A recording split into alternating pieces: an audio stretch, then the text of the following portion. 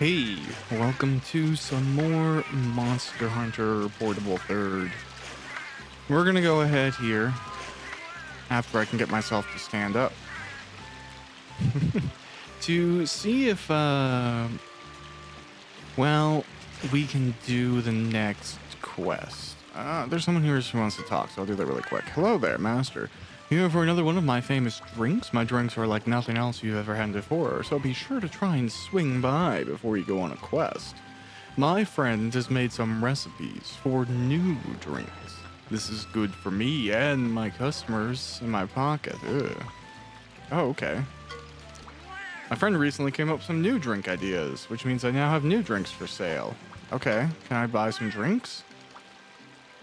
They're one of a kind. Okay, there's a 1 drink maximum before quests. All right. I'm gonna have a milk coffee because I love Japanese cold coffees. Like, that is very up my alley. I get frequent Japanese and Korean markets nearby me that get the UCC ones. Oh, so good. Like, if you ever find Kona, great. Unless you live near me, then don't buy it, because I want it. Spoke with the chief. Yeah, good. Now, let's turn you into a good hunter. First rule, always bathe before a quest. Second rule, there's something, I missed that. If you don't understand what I'm saying, that's your problem. You're a rookie, so I'm going to have plenty to say, so make sure you listen. The hot spring is open 24 hours a day, so come whenever you like. And you press square just here. Okay, so this is telling me how to sit down. And then... okay, so I can do quests, and I can make the hot springs better, I guess. So that's cool. Very good to know. I'm gonna... well, do you have quests for that now?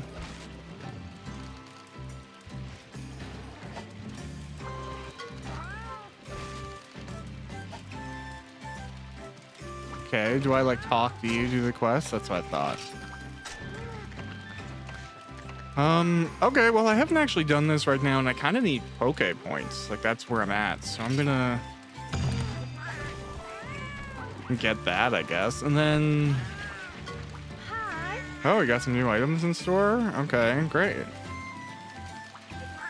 Power charms, book of combos, all good. Lovely. Basically just another store. Okay, I'm gonna go on this quest. Really quickly, though, I'm going to turn on a fan. It is warm. Okay, let's get out there and do some hunting.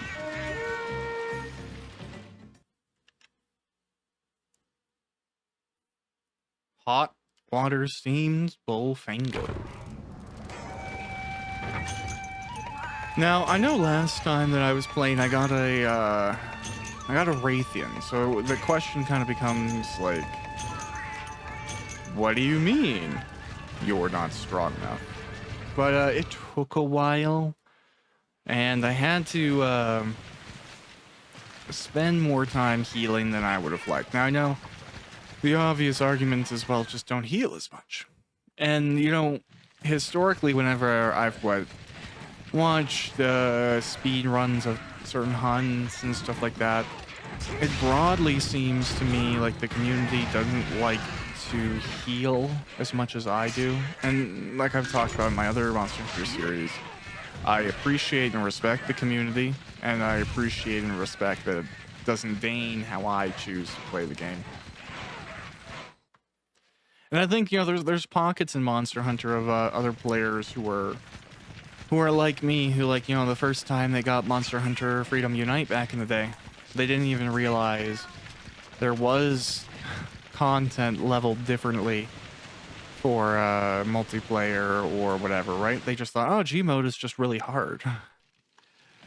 And I think there's tons of solo players who kind of, what is that? It's like when somebody spontaneously kind of has similar ideas to existing ideas. Either way, a lot of people can create their own meta, and that's kind of where I'm at. It's like I've never really put too much time into playing. Oh, I always forget that's not a jump off point.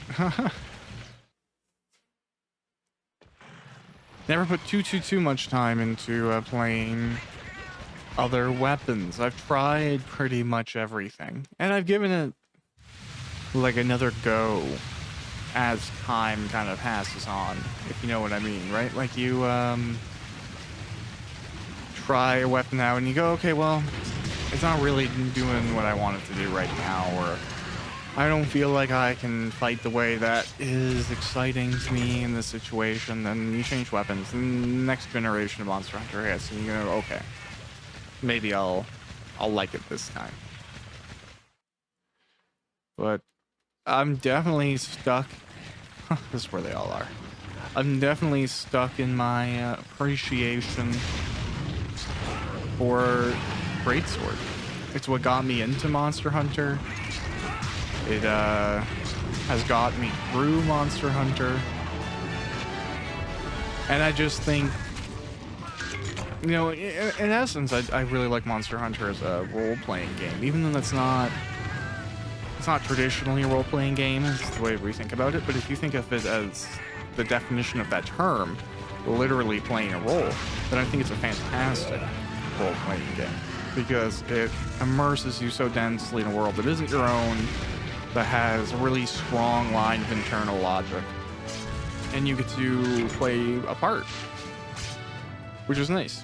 You're often like, in Monster Hunter, you're a hunter who is like presumably from a big city and is coming out to these various different outposts, kind of like a rural town getting their doctor for the first time, and you're just like assigned there. But you're never an outsider from the world, from the universe. It's not like your character goes out and goes, oh my god, what is that? Is that a dinosaur? Like, you're not like the movie where you're out of the universe, which is really good. There's a mesh. Anyways, that's a hot spring quest cleared. I hope the rewards are good from some perspective. I don't care about the money as much, but points. I'd love points. The hot spring has been upgraded. Cool. All right, back from farming, we are gonna do a little more hot spring stuff. The hot spring has been upgraded. Thank you, Hunter. I can't wait to try this too.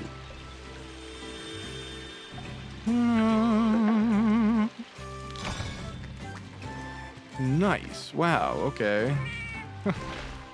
Does that mean soap? So for big hunts, I guess it's worth doing to just like come hang out here. The cats are great, so you don't have to do this all the time. Although I'll be honest, if I was in this situation, I would love to just sit there. There we go.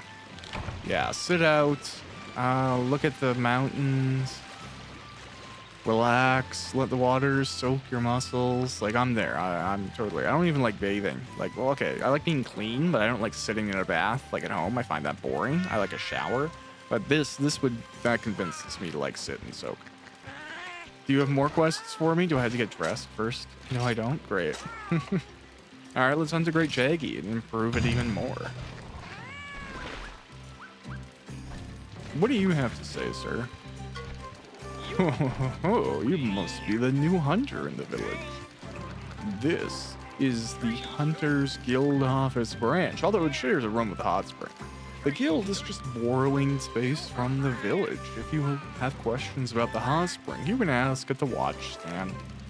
For your information, I am the guild manager at this office branch. Through the guild, multiple hunters can embark on the same quests, although they're much tougher compared to the village quests. If you want to initiate a quest, you can ask the young woman at the main desk. You can ask for low-ranked quests on the left and high-ranked quests on the right. If you go further to the right, you will see the quest board. If you are planning to join a quest, you can look for some to join. Besides, the board is the hunter's store. This shop has tons of useful items essential for hunters. Following further, okay, we know about stores. We know about how to leave. Alright, great. Thanks, sir. let's go fight yet another Red Jackie. Feel like there's been one or two, but you know what? It could actually be useful for some hunts to get this hot spring up and running. And I don't even know why it's just instinct.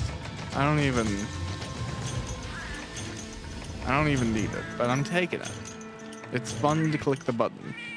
It's just pure carnal joy. It's like, ha ha ha, it's all mine. Alright, I need none of you. I am looking for the older.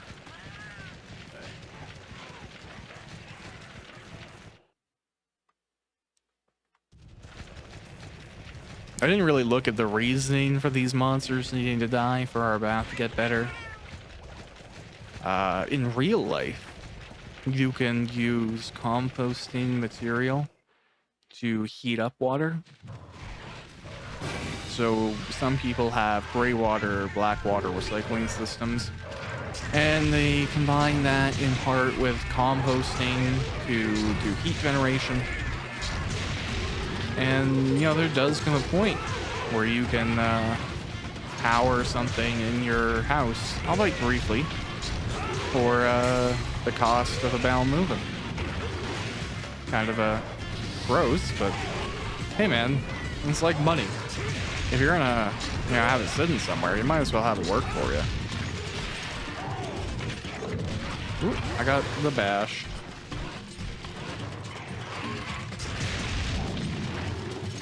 And you know what? I know this guy can't fly, but it's probably... Oh, awful at paintballing. Awesome. Great. Alright. Yeah, it was kind of to my benefit that he doesn't fly. And I don't expect to lose him, but he could like go through a cave and I could be dumb. And then there we go, we got a problem. Alright. Oh man. Yeah, I'm just kind of thinking about it now. Ooh, nice. It's going to be tough if the day ever comes where I try and do a Monster Hunter Frontier series. Because I think I'm going to have to clear up the legality of the whole situation. At this point in time, I have never received those files. I don't have what I understand to be, since the service shut down, a leaked version of what it takes to run the server, and then it was rebuilt by various members of the Monster Hunter community.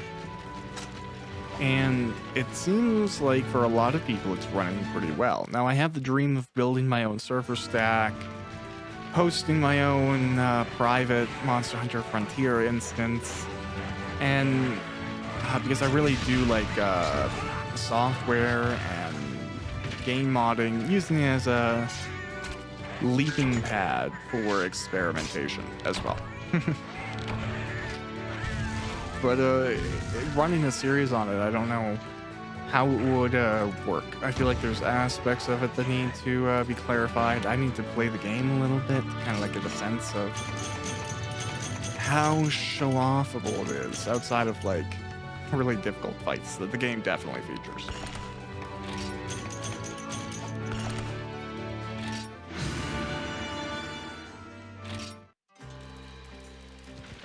Hello. The hot springs has been upgraded. Thank you, Hunter. I can't wait to try this too. Whoa, it's purple now. All right, really quickly. We need to secure the hot spring area. Use any means necessary to hunt this monster. Do your best. Okay. We need reinforcements at the bath facility in order to draw better water. Hunt this monster to boost our reputation. A certain princess needs a high-quality sponge from a water-type monster. I'm hoping that after this request, she'll make a donation to improve our hot spring quality. All right. I guess we're gonna go hunt a Ludroth now. I don't think I've even used anything. So let's go and do that.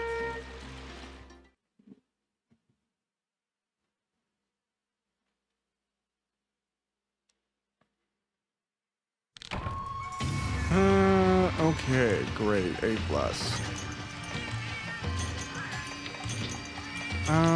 Ludroth will probably hit me once or twice. We'll see what happens here, though.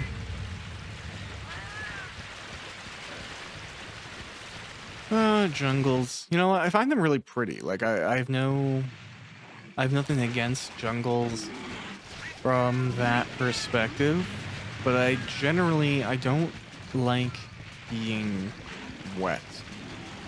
I kind of find it a little stressful. So, for me anyways, I guess I tend to avoid jungly places. Like, for example, if I had the choice between going on vacation to, say, Spain or something else, I'm getting a really random call. No, I don't know if I'm gonna answer that. That one can go to voicemail.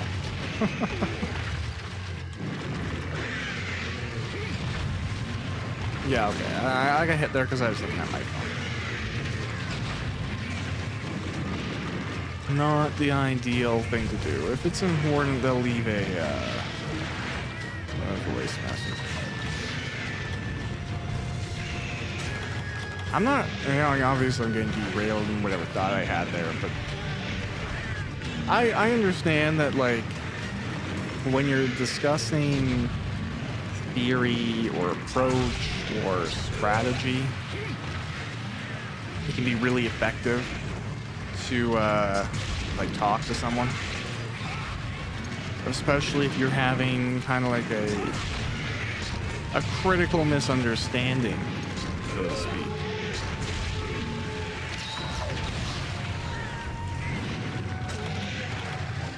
I think for technical stuff, though, a subject matter, something you're going to reference again, it should always be written communication.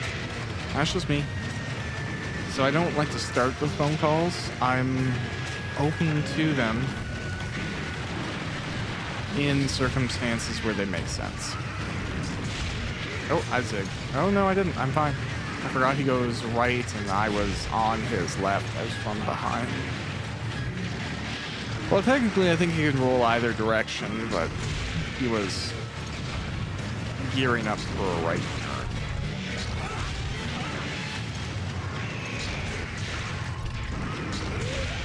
Nope. Yep. Should have rolled right myself. Instead, I did not. Oh, man. What can you do, though? You know, and you know what? Even this is probably wrong. You know, this is probably one of those, like, oh, I'm a dude, I could do it, stupid statements, right? Like, I feel like when... I even remember reading this. Like, when dudes are polled on what animals they think they could fight, an unreasonable amount of dudes are like, oh yeah, I could fight a wolf. I could fight a cougar. There's like a minority, but a small, noticeable minority of dudes when polled on that question who are like, yeah, I could fight a bear. I think my line's an elephant, but a bear is about my size. I could do that. And you're like, what the heck are you smoking? But to add to that dynamic, I don't think I could fight a royal Ludroth. No chance. In real life, no, not even happening. Not unless I was like 500 meters away, and I had like an anti-material rifle and a box of ammunition. If that didn't work, you know, like I would need some serious hardware to be able to do that. One-on-one, like with a knife? No way in hell. Absolutely not. I feel like I have that dumb dude brain that's like, you could take a bullfingo. You could fight a great Jackie. Oh yeah, absolutely. It's not too big. But that's monolithically stronger than a bear. So it's just like, it's so stupid for me to think I could even have a chance. Again, without some sort of anti-material rifle distance and preparation. Like if I was walking down a path and a raptor popped out, like I'm dead. There's no, there's no chance. It's a stupid question. And it's a bad theory. Does that stop me from having it? Only marginally.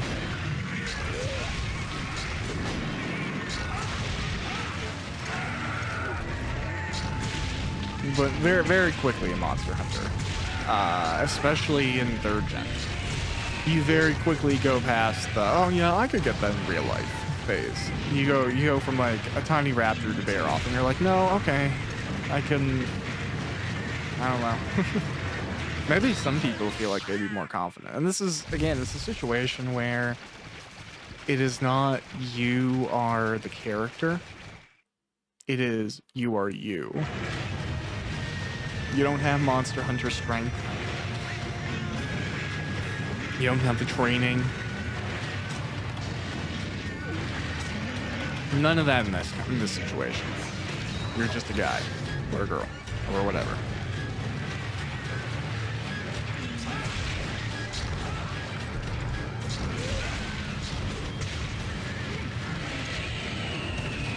I'm sorry about that herbivore creature. I don't know what that one is.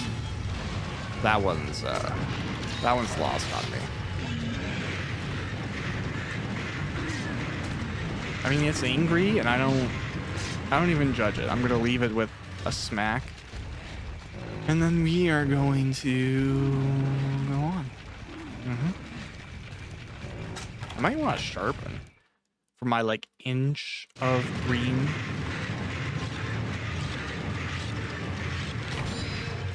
And it clearly doesn't matter either because Royal Ludroth is leaving me, so whatever.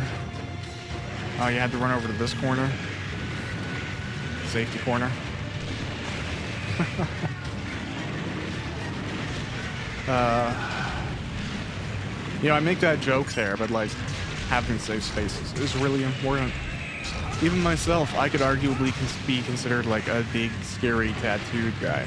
And, when I go to the dentist and I get anesthetic, like, you have to do local sometimes for some procedures, I use the weighted blanket in the dentist office. I have no qualms about being like, hey, anxiety disorder, sorry about that. I know how to advocate for myself though, so can I have this over my body while the adrenaline response from numbing goes on?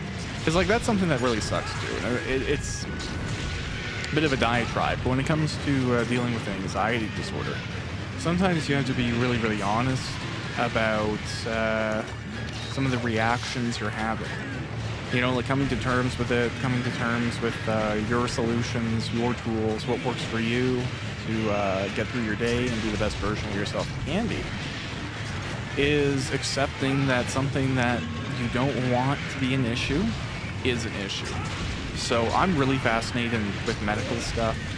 I have a lot of trust in the medical profession, dentistry and doctors and all of the levels, even lab technicians. I have a lot of respect for the industry. So intellectually, I have no fears when I get something like a local. It is entirely my body freaking out from not being able to feel a part of myself. The last time I had to have some local put in, I had it on the left side of my face. And I'm the type of person that's like, unfortunately, really anxiously worried about like strokes and stuff like that. So when I feel the left side of my face like drooping, my anxiety goes, oh, okay, this is what it feels like to be having a stroke and be like starting to die.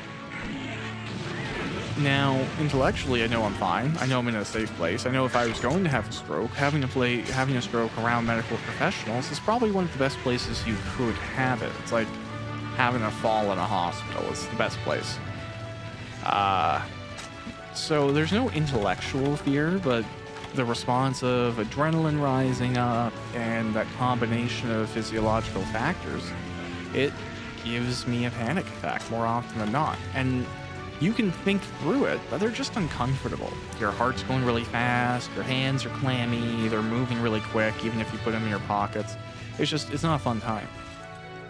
So coming to terms with that, just accepting like, all right, when I get anesthetic, I have a panic attack if I'm awake for it. You can advocate for yourself. You can speak to professionals, and you can just really relatively easily get those accommodations. You feel better, they feel better, and no one's like awkwardly squirming because they don't know what's going on or you're not getting what you need, right? But it is getting to that point where you're like, this silly thing that shouldn't bother me bothers me. That's tough to get over.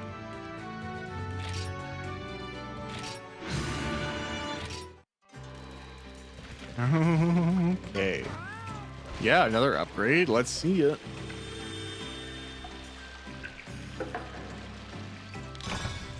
Yeah, I don't know. Maybe it got a little bit more intense that time. There's another drink quest as well, which is cool. Let's do hidden permafrost. Why are we doing it?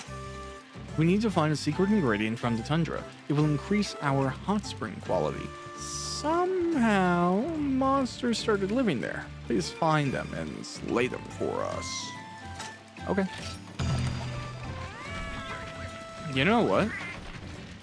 Let's go and use our hot spring and become enhanced. Now, can I just stand up? Yeah, okay, great. Yeah, have another have another drink. Today's special. No, I want cold coffee right now. I have one in the fridge. I might go get that after this. You know? Now that I'm craving it.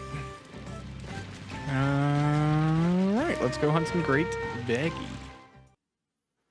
Which I don't know if we've done before. We've hunted great roggy. I think this might be the first great baggy. Ah, well. We have lots of stuff. We're very well equipped to do it.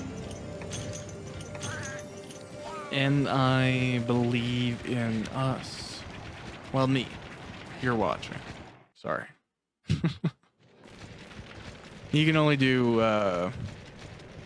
like the little brother has a controller, but it's not plugged in thing so much, you know? And I don't really like being talked down to, so... my opinion... Oh wow, that's a big one. Great baggy, alright. Looks cool, man, I'm not gonna lie.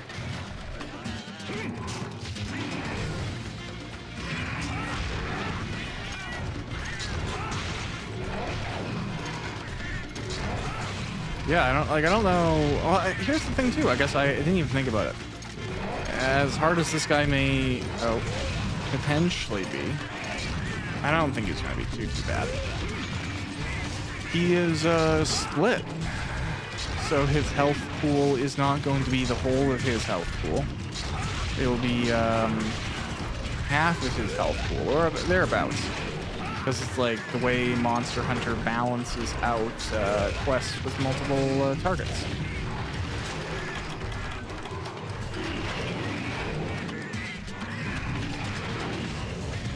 Okay, so great times there. This is not like there's a really awful quest in Monster Hunter Freedom Unite. Ow. Where you have to fight 2 T-Rex at the exact same time.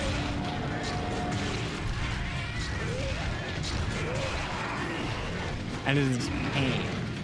I actually had to do a compilation of deaths because I died so many times.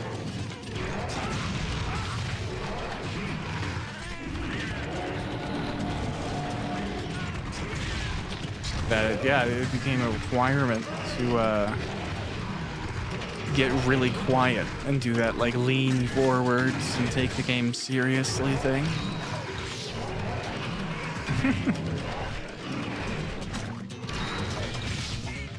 Oh man, Tigrex are in the old version of the game. They're rough.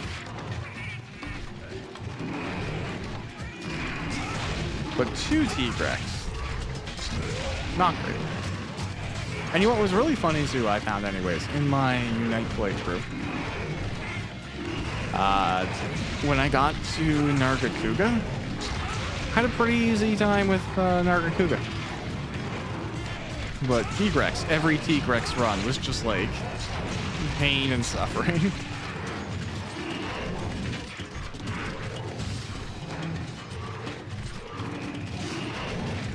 Oh well.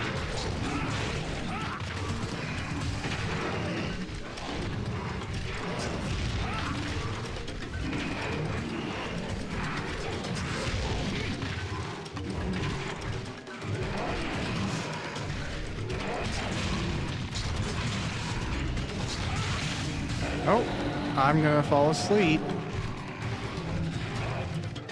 So I kind of want to be in a position where I'll get like clipped by something that won't deal too much damage, like a small guy.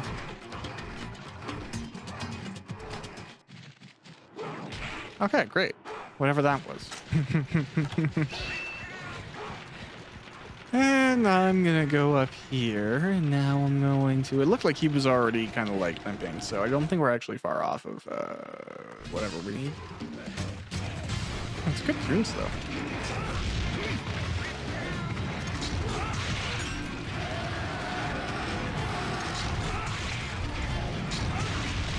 Oh, okay, I'm gonna fall asleep again. I'm just gonna get hit. Yeah, I just want to wake up.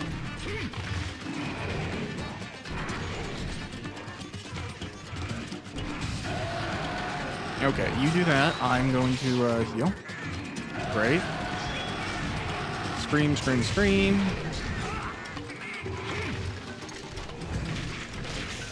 Oh wow. Okay, I'm just gonna pass out.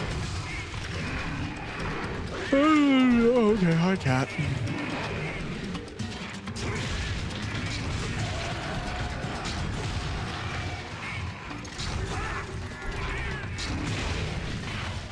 Okay, in this situation, I'm gonna double team the raptor with its adult parent. Didn't like that sentence.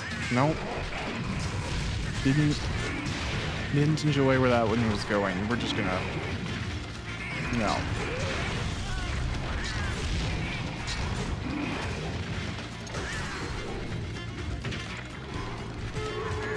Yes, heal me so I don't have to heal me. Oh no, you're gonna make me hit harder? Okay. And throw a bomb at my head. Okay, great. Sorry about that smack. Let us carve. Let us... Oh, yeah, double bomb that guy. Nice, do it.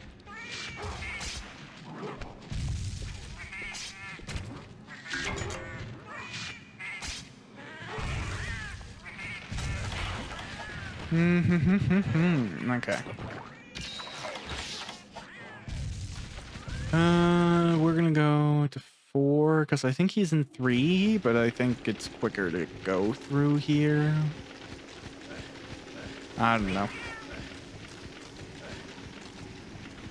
It's fun to play this game and look at the nature and stuff like that, but I'm also right now playing Sons of the Forest kind of in my own time. And I'm playing it on all ultra settings. I have a very consistent frame rate, which is interesting. It's a small diatribe. But at this time, the game just came out. You know, it's in early access, so it's going to get another content update in like 9 days or something like that. And you know, I really like it. I think it's a great game so far. For me, I'm getting really good performance on very high settings. And I don't have like a 4000 series. I have a 3060. So I'm not like the top of the bin, so to speak. And then I use an i9. And I have been getting really good performance. And so I'm confused. Where other people are saying they're getting really bad performance, I wonder if it's just oh, it works on my computer, I don't know, type situation. But I don't know. Maybe we have different standards for good quality. But I don't know. Like I can keep it easily locked to 60 at ultra FPS, and it was able to go beyond very consistently. There's no need for me to play it beyond 60 degrees or 60 FPS because I like to keep my temperature low. I like thinking about the longevity of my hardware. So even though, you know, GPUs nowadays can be operated upwards of 80 degrees, some of them are even citing 90 degrees is the point you need to worry about now. Whereas 80, anything over 80 was the kind of benchmark for concern before. And I don't like to get anywhere near that. I like to operate at 60 degrees if I can.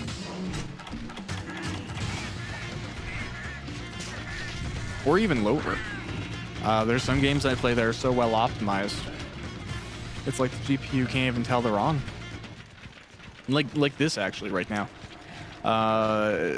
This runs so well. Unite runs so well. All the PSP games so well. It's like it's not even on. It's like 4 degrees above resting temperature. And I guess that's the benefit of having dedicated encoders too. It's like this isn't like the 970 days where you're really benefited by having a dedicated capture card. I think unless you're doing something really intense or specific, I'm going to wager that largely most use cases for a commercial GPU, and I mean that from any 40, 50, 60, 70, 80, 30, 50, whatever. Those are all commercial GPUs, right? These aren't like those A2000 units. These aren't enterprise GPUs. These aren't those, right? These are all commercial grade. They can be used commercially or like personally, but they're not commercial. They're just consumer grade. That's what I meant to say, sorry. They're consumer grade GPUs. They're not commercial grade. So, how you want to push them, what you want to get out of it is like, whatever, but I feel like for most people that have them, you're going to be able to use the onboard recording and you're going to get what you need. I feel like we're kind of past the age of needing dedicated capture cards, unless you're recording from a console, in which case, yeah, you're still going to need that, because like you can do dedicated recording. And, you know, I've actually tried out the PS5 recording, and I'm pretty pleased with it. Quality-wise, it looks good. But you're limited to an hour. So you kind of have this situation where if you want to do, like, a longer episode, you kind of have to patch it together manually or do that recording yourself, which is not really, at the end of the day, a huge issue.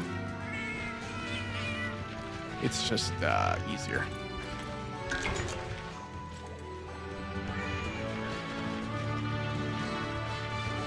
Easier with a capture card for console, but the NVENC and NVENC, HVENC, these dedicated encoders, they're not even going to interact with your regular GPU utilization. Like the part that's doing the gaming isn't the part that's doing the recording. Those are separate elements of the device. So for most people, it's fine. You gotta fiddle around with your settings. I feel like because of the prevalence of streaming, people misconstrue what works really good for streaming, what works really good for recording, and sometimes it's just requirements, right? Like I think Twitch has a 65 constant 6500 bit rate, constant bit rate for streaming, and that basically means that you're doing everything at the same capture settings that you are, regardless of what it is. Like this picture right here, right as an example, we only have the time left down going, and that's the only thing that's moving. Everything else on this frame is a still image, so you don't need to be capturing like a really high frame rate or a constant bit rate, because there's no movement. There's nothing to capture. You're looking at the same image. So if you're doing a constant bit rate, this image gets overinflated with the size of the recording. But if you're doing variable bit rate, it'll go, okay, we're looking at a picture. We're not going to record 15,000 bit rate here. And it saves you size, memory, and stuff like that. So smart usage of your encoder is important too, is I guess what I'm saying.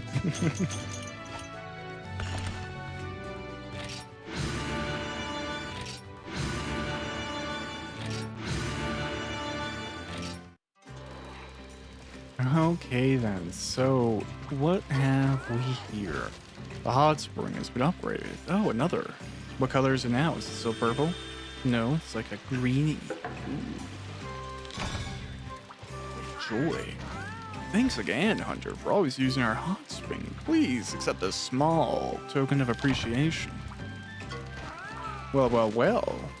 Now, we don't have any more quests right here, but we do have drink quests, so why not, let's do it.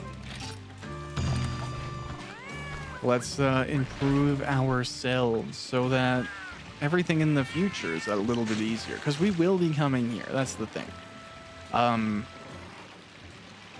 This is very much a benefit for the future, because we're going to have to come and do high rank quests here, I'm pretty sure.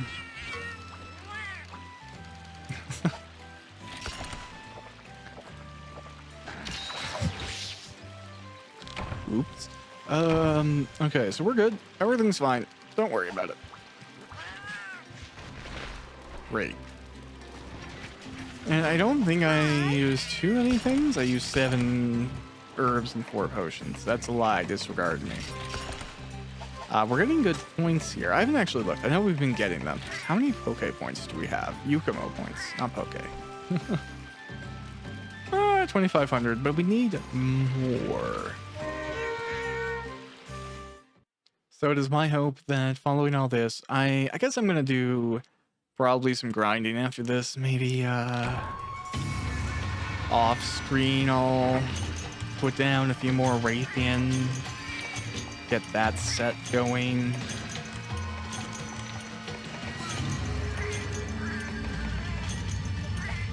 Just to, elevate myself for the quests that are to come. For a second there, I completely forgot what I was here for. I was like, why am I? Oh, right. The Roggy. And you know what? Oh, you know what? I completely forgot, too, that, I kind of was thinking I'll do the Roggy set just because it has, cool armor. And, oh, are you gonna attack me, bro? Alright, well, I'm not really interested in fighting you, so I'll just take the hit. It's like when a bouncer lets some drunk guy, talk. And he's, 100 pounds smaller than the bouncer, and the bouncer is just like, okay, I'm just gonna let you be stupid here. I could smack you and you would be dead. But instead of doing that, I'm gonna be polite and just let you be an idiot. That was that herbivore right there.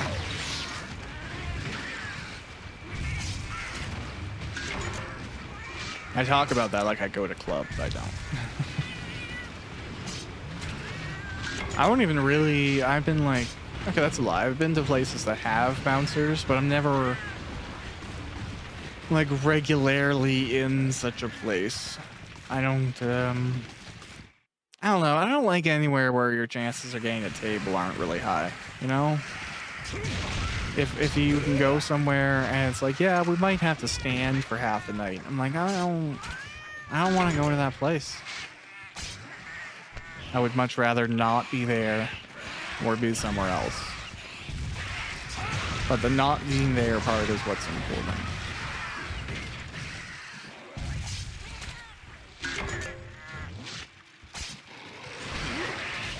Oh man.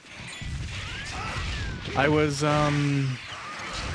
thinking to myself the other day how difficult it would be to do a let's play of Final Fantasy 14 in any sort of like timely manner, right? Like I feel like that's a game that you probably need to stream it to like effectively give the experience of 14-hour sessions. With only an hour, I feel like, say like, yeah, the standard of an hour episode, right? I feel like it would take a really long time to do that. Even like to get through the base of the game. Like I didn't focus on just story content too, because like the game isn't entirely designed for that. It's like do a bunch of story stuff. Okay, now you can do some class quest stuff. Okay, are you curious about crafting? Well, you can go do that. It's fine. And it's a really great game at just like doing whatever interests you at that moment, and you can always return to stuff for the most part.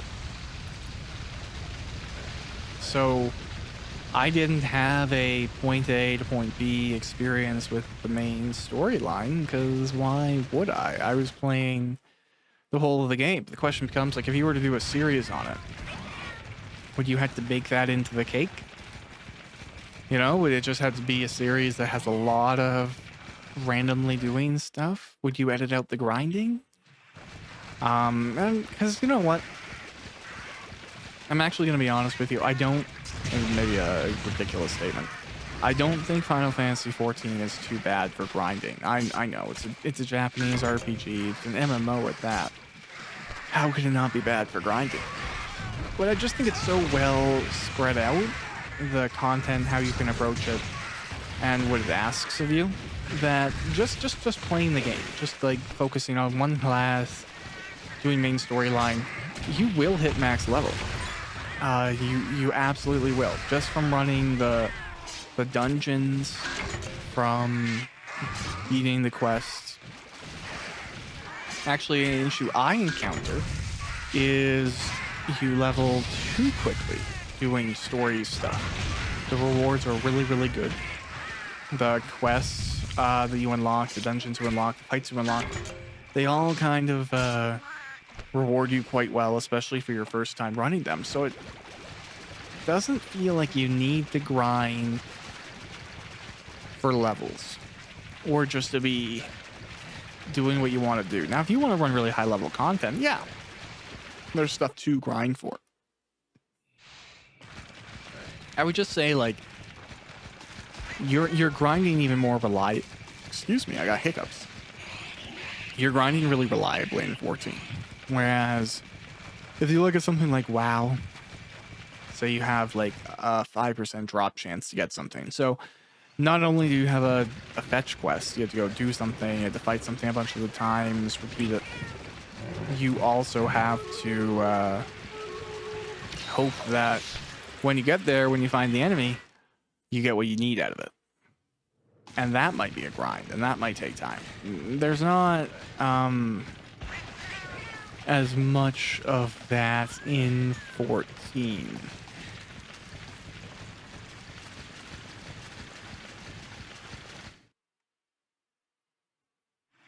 Which, you know, huge benefit. I don't mind grinding. I play Monster Hunter. But if it can be avoided and replaced with fun, I think I will always be on team replace it with something fun.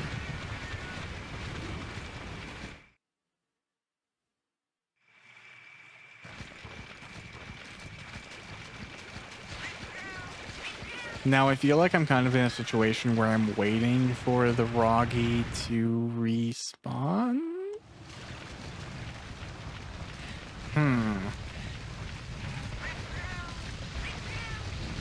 Yeah, that might be the case. That's fine.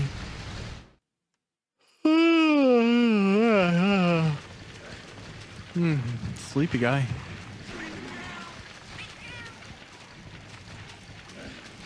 It's I always find I sleep like crap when the weather's changing a bunch. You know, like if it picks something, you can like set up structure for it. You can be like, okay, this is whatever. This is when I do this. This is when we turn on the fan. This is when we turn up the heat. You know, you can know what to do. You have a game plan.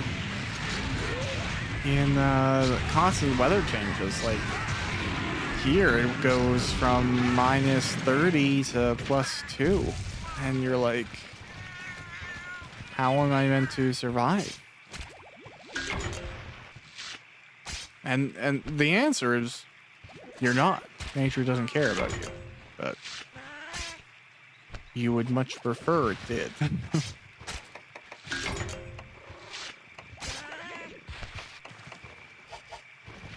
All right, we only need 2 more, so I don't know.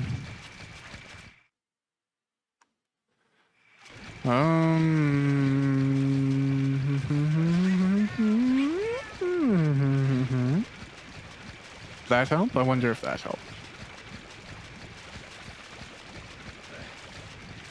It probably didn't.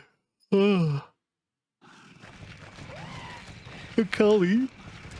Do you know where a Roggy is? This way? Okay. That's a tree. That's not a Roggy. We can climb the tree. Now we're on a tree. Great. Didn't help us a bunch, but you feel safe up there. You know, very... Hey, if I was a gunner, this would be a position for me to hang out. As a blade person, you just kind of feel far away. Uncertain.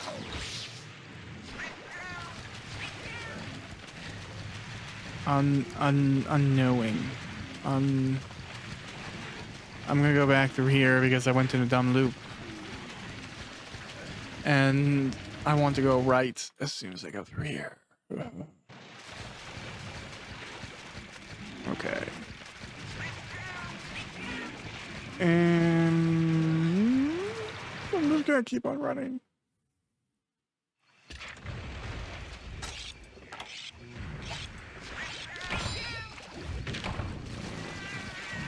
Not seeing the little red raptors.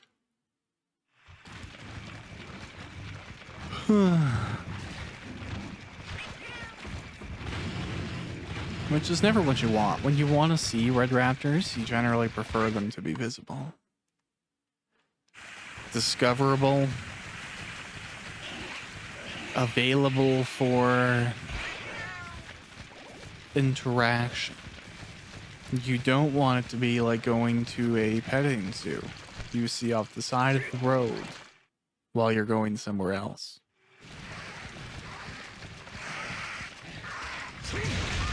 Which is to say, not really set up for your interest levels.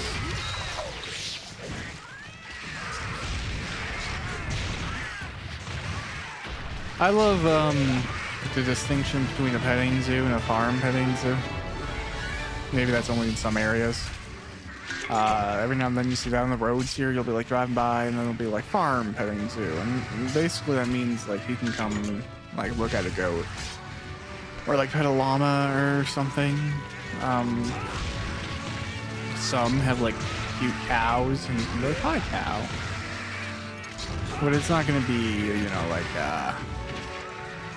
some other type of situation where you go in there like, oh man, we're in a rural area in the middle of Canada, but they have tigers?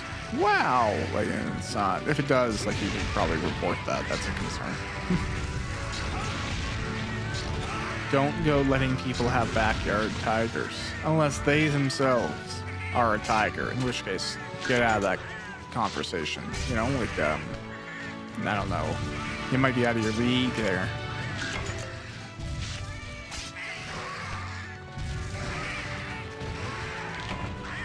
Oh, no longer allowed to move. Oh no, I am, but I can't carve. Oh no.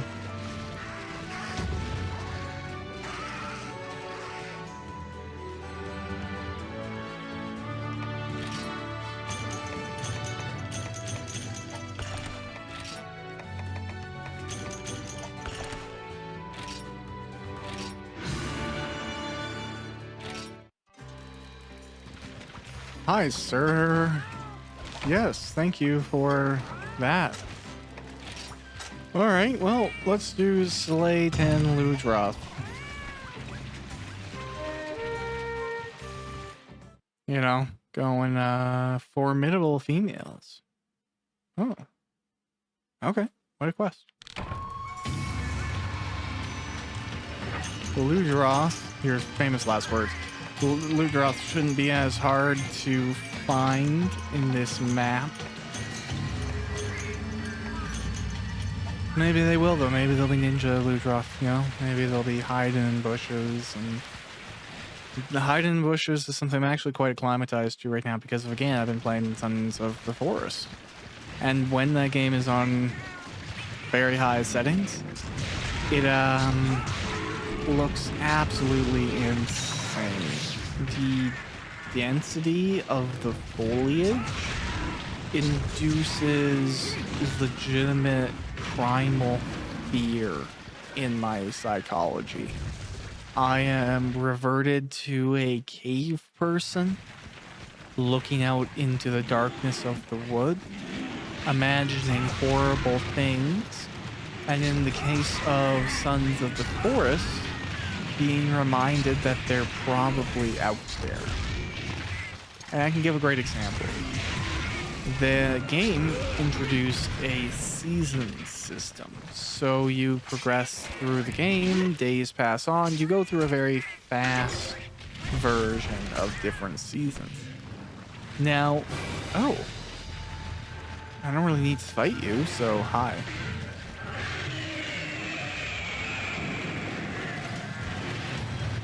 So in that case, there's a red enemy, big red guy, right? And in the season of autumn, he looks exactly like the red and kind of orangey colored bushes you see in the woods. They'll be bright, they'll be beautiful, they'll be dense. And then, you know, some bushes, as it goes into that season, become quite red. And that's exactly what it looks like. So you look out into the woods, you see red, and you go, oh, no. There's a big red scary guy. But it's sometimes just a bush. And that fear is great. It is exhausting.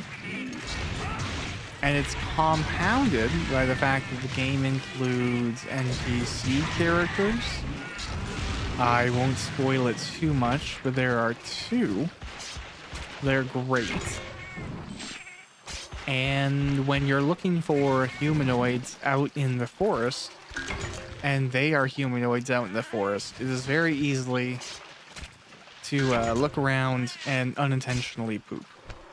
Because they'll just be like, oh, okay, I'm chopping out this thing. What's that noise behind me? Oh god, it's a person. Okay, it's just my friend. And that kind of never stops. I've seen an unfortunate critique of the game that it is too short for some people. And then you hear how those people played the game and you're kind of like, yeah, speed running something is faster. You know, like they're playing the game and they're going from GPS point to GPS point, which is fine. But in doing that, they're choosing to miss out on half the game, which is fine. But you can't be like, I picked this really expedient play style and went through this content really, really quick and didn't do, you know, half of the mechanics, and now I'm upset the game isn't long. You're like,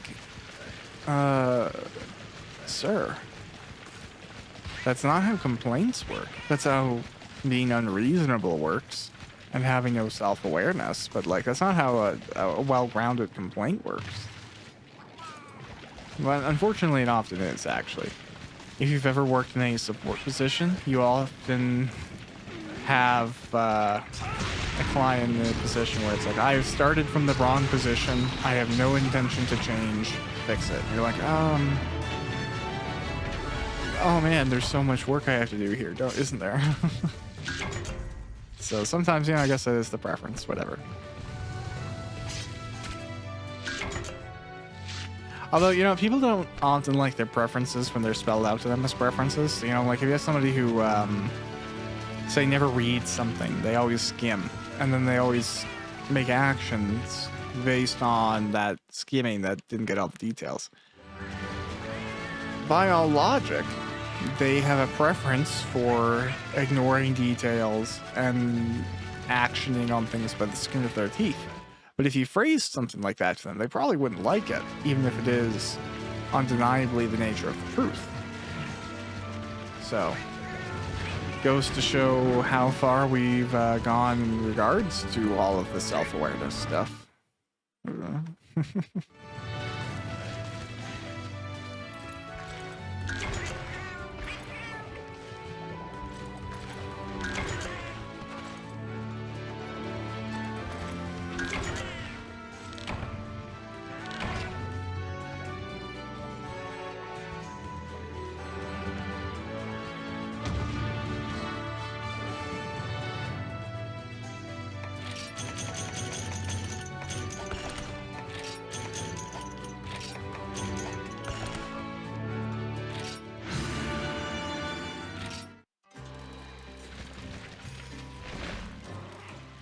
Sir, can I have another of your drinks? Ah, great. Yes, I believe in you. Yes, okay. I'll have a hard rice tea. Let's get a little crazy before we go out to hunt. Face was tough.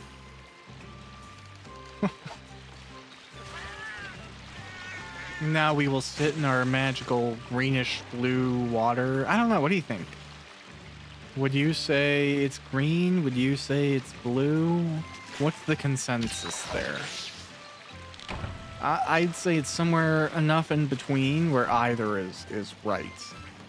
It's like a turquoise or something, right? Like a cyan. Whatever. Okay.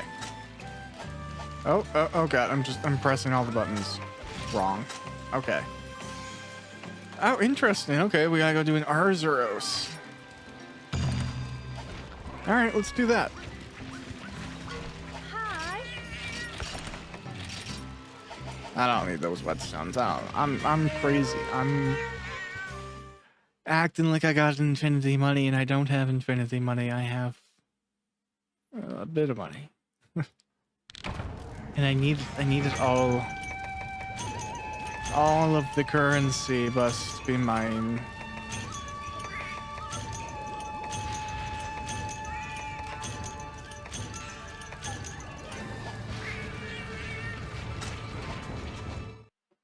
I think he's in 5, right? That's in a bear spot, Arzuros hangout.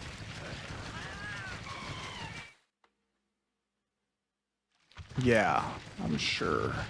No, I'm not sure, but we'll check.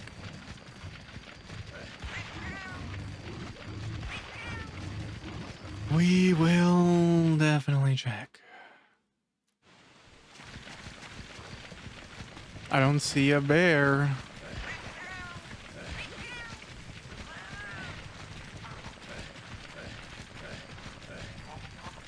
Is that me? Oof. Oh my god, it's a bear.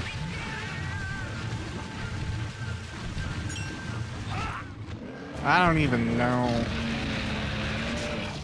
That was drunkenness. That hard rice tea is getting to me.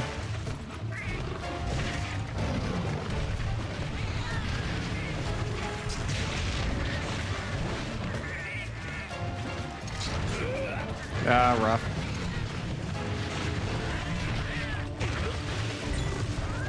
We're getting bullfangoed. Ah, it's fine.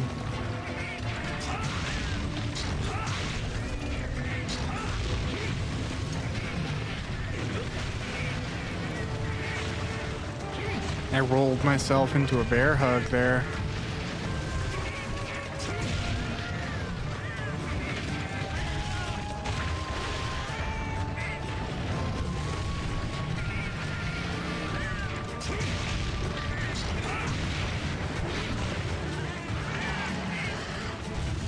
Dun, dun, dun, dun, dun, dun. Yeah, sorry, I guess I randomly got tired and I just stopped thinking with words. Started thinking with, do I want a poutine after this? And the answer is yes. And then the subsequent question is, should I have a poutine after this?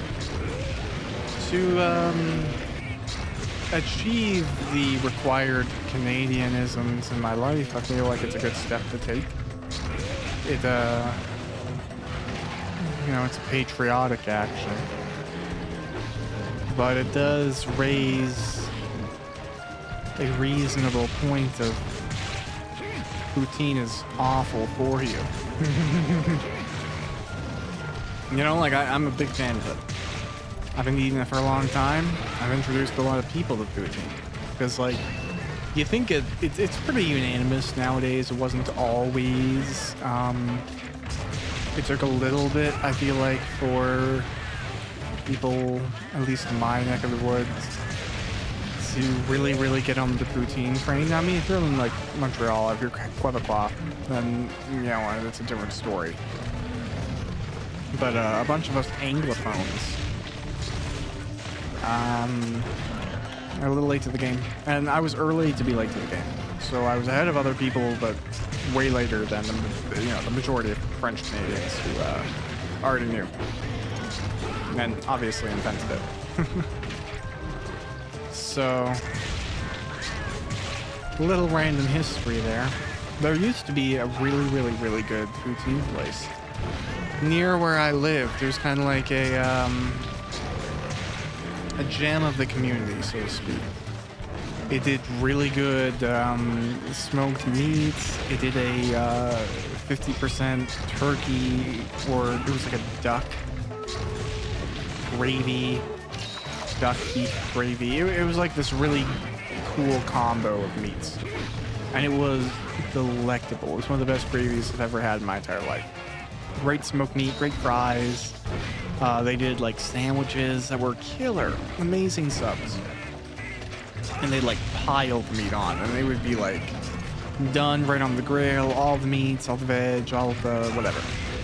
It was phenomenal. I got it. It was like the place I wanted to go to for my birthday. Even though it was a little hole in the wall, it wasn't anything fancy. It didn't even have sit-down service. It was like it had tables, but you ordered at a counter, you know? Love that place. And then ownership changed, and you know, the same old story that happens everywhere. What was a gem started giving really small portions, started charging a lot. I think they lost their suppliers. I don't know if they could retain the staff that did such a good job at making the place legendary. And, you know, now nobody goes there. Everyone that knows about it or knew about it has experienced the same downturn. And there are places that I feel like get close to that place's poutine from its payday, but like almost nothing beats it. Almost nothing. And then there's one place that I really, really, really like their smoked meat. I really like the poutine. I really like everything about the business. They don't deliver anymore, though. They used to, now they don't. And I respect that. I understand it wasn't working for their model. Do what works for you. Do what works for your employees. Don't stretch yourself thin. Don't compromise your quality. Do that. Makes tons of sense. The issue there was just like, I didn't always want to walk to go get it. So, now we haven't had that one in a while. And it's not like super close. Like, it's close. It's walkable. But it's not like, you know, around the corner. Oh, well. Oh, I didn't need to eat that herb. That was the wrong button.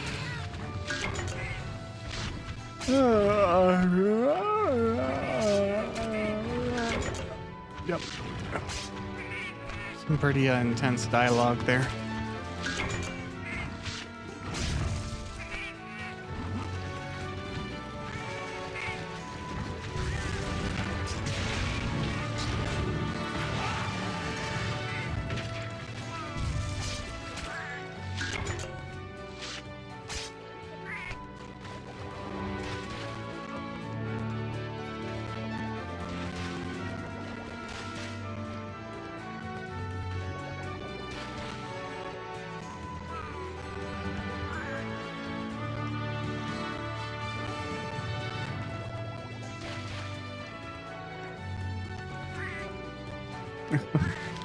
Okay, well, whatever.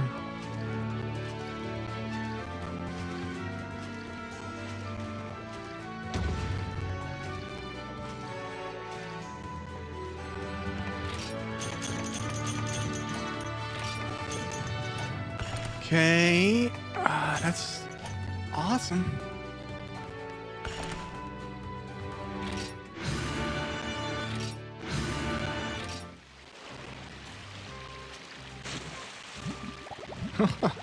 Heyo, so that was a good old chunk of Monster Hunter.